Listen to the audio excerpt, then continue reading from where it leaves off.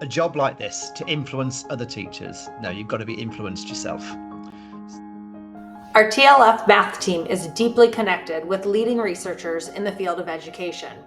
Together, they draw upon research to develop and refine the professional learning workshops to ensure that teachers are equipped with the knowledge they need to impact student learning in the classroom. Listen in as Rob shares about 5 researchers who he is connected with and how they have influenced his team's work with teachers across the globe.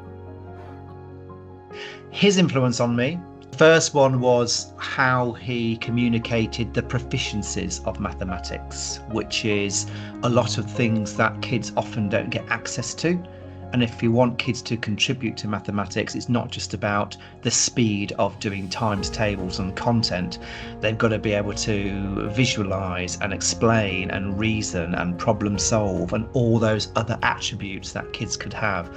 And it really resonated with me. His other work that I followed and watched it evolve and I still use today is all the work around structured inquiry, problem solving, which I know people in America like Joe Bowler and all of that area do. We actually use his research and others to frame all our workshops. And it's one of those lovely things that it's consistent. Teachers get the hang of it.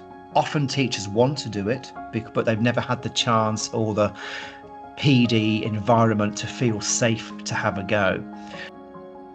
And she was instrumental for me in writing up my work. It up the impact over 3 years of the work. Now, I wasn't familiar with his work until Marilyn used his framework of PD for my research article. So naturally, I was saying to Marilyn, "Oh, who's this Paul Cobb? It's really good." So I had a Zoom with him talking about all his work, and I was just enamored again by, wow, he's got so much information. And every 6 months, I'll touch base with him. Glenda Anthony and Margaret Walshaw, who wrote the best evidence synthesis from New Zealand in 2011. And it's still regarded as one of the most highly influential meta-studies of effective maths practice. And I use their 10 main areas to inform. The National Council of Teachers of Maths in America also use a similar thing of the principles of teaching. So they've been amazingly influential and continue to do so. And it's nice because I've reached out myself, connected with them. I know them all. I've met them all apart from Anthony and Walshaw. But I think without the connection, a lot of the stuff I do wouldn't have as much impact. So it's one of the most powerful things, and connection never ends.